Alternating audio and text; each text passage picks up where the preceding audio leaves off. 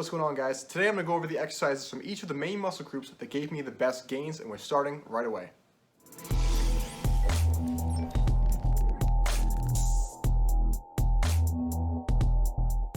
So the muscle groups that I'll be including in this video are the quads, hamstrings, glutes, and calves, the chest, shoulders, lats, biceps, triceps, and traps. So I'm sorry if this offends some of you guys, but I will not be including the tibialis anterior or the external or internal intercostals. Starting off with the glutes, and my pick would be the barbell back squat, but I'm talking going nice and deep and doing this for volume sets such as a 4x10 to 12. And by going this low, you're really going to increase the amount of tension and load put on the glutes. And I'm talking going down nice and slow, nice and controlled, increasing that time of retention so that when you come up every single time to squeeze the glutes like you should be doing, you're going to get a better squeeze and more activation each contraction. So by doing this exercise and really putting the focus back into the glutes, I found that not only did I get better glute development, but I got better development on this motion as a whole, because when I did the barbell squat, without going super deep and going for strength sets, my glutes are really taking over the motion.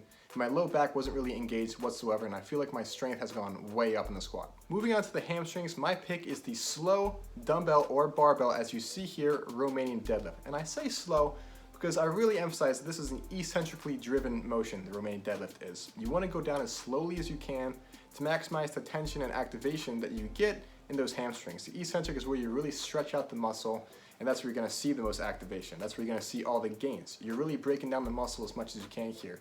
And I don't use overly heavy weight because I'm a believer that if you do this motion correctly, if you really get your form down first, you're going to feel it no matter what. So my pick is about 4 sets of 12 for volume, or you can do something like 6 sets of 6 with a little heavier weight, just to go really nice and slow to really increase your time and attention. And I promise you, you might see pretty great gains from this. Moving on to the quadriceps, and my pick is the box squat because I feel like you can get a lot of tension on the quads doing this motion, as long as you make sure not to lean back when you sit down on the box. It's important that when you come down, you keep the bar or the dumbbell right over the midline of your feet without leaning back. This way the tension stays right through the quadriceps. And the reason that I picked this one and not something like the leg extension that really isolates the quadriceps is because I feel like you can put more weight and therefore more overload on this motion. And it's also safe because you can keep your core tight, bring yourself up and squeeze the glutes, which will then allow you to load more weight on this motion. Next up we have the calves, and my pick is this explosive rotational twist on the toes as you see here. Now calves were a tricky one to pick because I don't know about you guys, but I have trouble building my calves, and I feel like I gotta get a little creative sometimes. And I feel like this is a good one because it forces you to keep that isometric contraction on the calves while going through an explosive motion where you require a lot of stability in the muscle to get through. And also for my calves, I have to train them pretty type 1 style, which means more endurance, higher repetitions in order to get them to grow and respond a little bit and put them under a significant amount of stress. So by doing this motion, I find that it works pretty well for me. I find that I also increase athleticism and balance and explosive power through it. So if you guys need to get creative with your calf training and you don't see a lot of growth, give this one a try and tell me how it goes for you. Alright guys, we're all done with the legs, so let's get to everyone's favorite muscle group, the chest. And my pick for chest would be heavy dumbbell incline press. And I'm a little picky about this, guys. I say that you should do this motion for 5 sets of 6 when you're all done regular flat barbell bench press as your compound movement.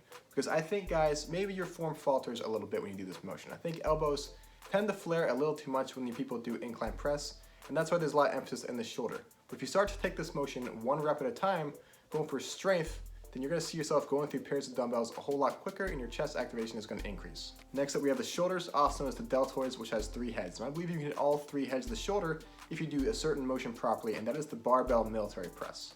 And by doing this motion properly, that means that you are standing straight, you're not bending back to get the weight overhead. You're going to rotate the weight over your head first and then finish the lockout by bringing your head through and fully extending the arms, and come down slow again, letting the elbows go towards your body. You might not get a whole lot of posterior deltoid involvement here, but you will get the medial deltoid and you'll get the front deltoid, and the posterior deltoid will get a little bit of stretch on it and will increase stability because you're doing this motion properly. You're not just pushing the weight up to get the weight up, you're doing volume. You're doing like 4 sets of 10 or 4 sets of 12 in order to maximize how much volume you get in this motion. And by increasing your time under tension, for each rep, going 1 rep at a time and doing it with proper form, as you see here, you're going to increase your gains and you're going to increase your strength overall because your stability will increase as well. Moving on to the big beefy muscle in your back, the latissimus dorsi, also known as the lats. And my pick for this one would be the 1-arm cable row. The reason I pick the 1-arm cable row is because you're able to really focus on getting that shoulder back, getting that scapula retracted, and getting that arm behind you to get a really good squeeze in this muscle.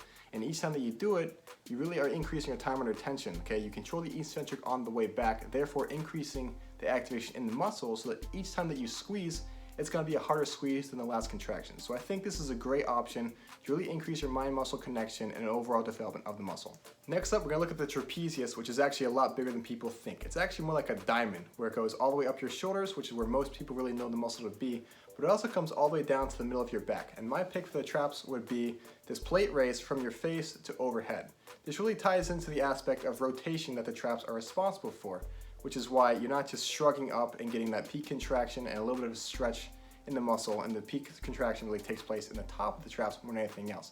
But this motion right here, where you rotate the plate overhead, is going to hit those mid traps, which are really stubborn and hard to hit. And it's going to get a little bit of the lower traps too if you come down low enough and really increase the stretch in those muscles. So you don't want to come down so low that the shoulders really take over. You really want to keep your shoulders in a shrug position to keep an isometric contraction on the upper traps, so that when you return to the top, the whole muscle is going to get involved and it's going to get stretched as you come down. So I think this is a great option to develop a muscle that maybe people have a hard time hitting from the correct angles. Moving on to the triceps, and my pick for the triceps would be the overhead tricep extension, which is also known as the power bomb to some people. And guys, what makes this exercise so effective is that you're actually stretching out the muscle at the bottom. And you can do this with pretty heavy weight too. Don't underestimate your strength on this motion, but also don't go so heavy that your elbows flare and you cause yourself a shoulder injury, because it's important to keep the elbows back behind the head if you're gonna really maximize the tension on the triceps for this one.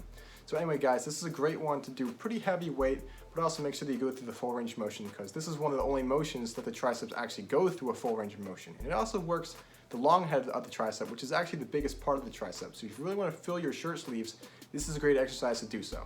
Moving on to the last muscle in this video, and the one that I'm sure all you guys have been waiting for, and that is the biceps. But my pick for the biceps isn't really going to work the biceps as much as people might want, and that is the hammer curl. But what makes the hammer curl so great is you can go pretty heavy on it and increase the strength in muscles like the brachialis and the brachioradialis, which is the forearm. And these are muscles that you're going to need to be pretty strong if you're going to go heavy on bicep curls. So guys, I picked this one because it's going to get you out of that slump or that plateau that you're in, where you're just curling the same 25s or 30s. And guys, don't dislike the video if you feel called out, because I was there once too. But how many times have you seen a guy doing these same weights for eternity, and their form's not even that great either? But by doing these hammer curls, you're actually going to be able to go up in weight because you're strengthening a lot of muscles that support that motion. I mean, I'm talking doing these 60s and 65s on hammer curls, I'm able to do regular curls with like 45s and 50s now. And that makes a pretty great difference if you're trying to increase the tension in that muscle. Anyways, that wraps up the video. I know I didn't include muscles such as the rectus abdominis and the obliques, but I'd rather just make a whole video dedicated to that whole thing. And in fact, I actually do have a video already, but I want to make a more updated video, one that has all the angles of that muscle trained, and one that you guys are going to enjoy coming out in the future. I'm also still taking questions for a future Q&A video, so if you guys have already asked questions, feel free to ask more. I don't really care that much. I'll just try to answer as many as I can. But if you guys haven't asked any questions, just ask whatever really you're wondering about fitness, and I'll try to get to it as soon as I can. I'd just like to get a few more in there so that I can make a pretty lengthy video that's a Q&A.